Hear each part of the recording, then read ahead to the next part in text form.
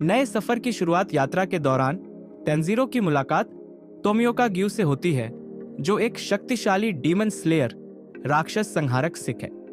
शुरुआत में ग्यू को लगता है कि नेजुको को जिंदा छोड़ना खतरनाक होगा, लेकिन जब वह देखता है कि नेजुको अपने भाई की रक्षा कर रही है, तो वह तांजीरो की दृढ़ता को पहचानता है और उसे सकोंजी उरोकोडाकी के पास भेज देता है, जो एक अनुभवी राक्षस संहारक और प्रशिक्षक हैं।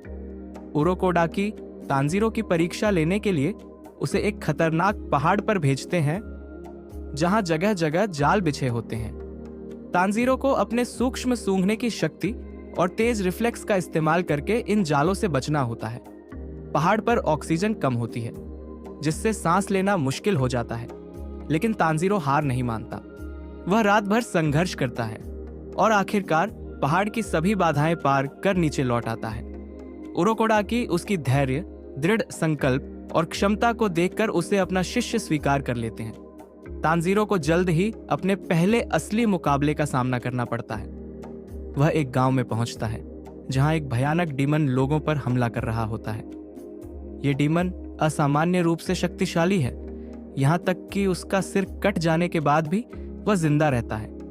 तांजीरो की बहन नेजुको, जो अब एक डीमन होते हुए भी इंसानों को नुकसान नहीं पहुंचाना चाहती, इस लड़ाई में उसका साथ देती है।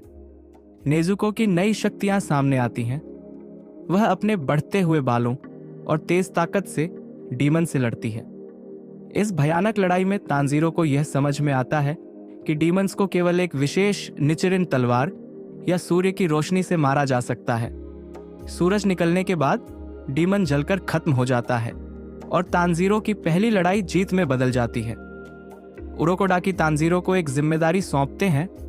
अगर वह डीमन स्लेयर बनना चाहता है, तो उसे अपनी बहन की हर हाल में रक्षा करनी होगी और यह सुनिश्चित करना होगा कि वह कभी किसी निर्दोष को नुकसान न पहुंचाए। तांजीरो की परीक्षा अभी खत्म नहीं हुई। उसे और भी खतरनाक डीमंस का सामना करना होगा, अपनी ताकत बढ़ानी होगी और सबसे बड़ी चुनौती नेजुको को दोबारा इंसान बनाना होगा।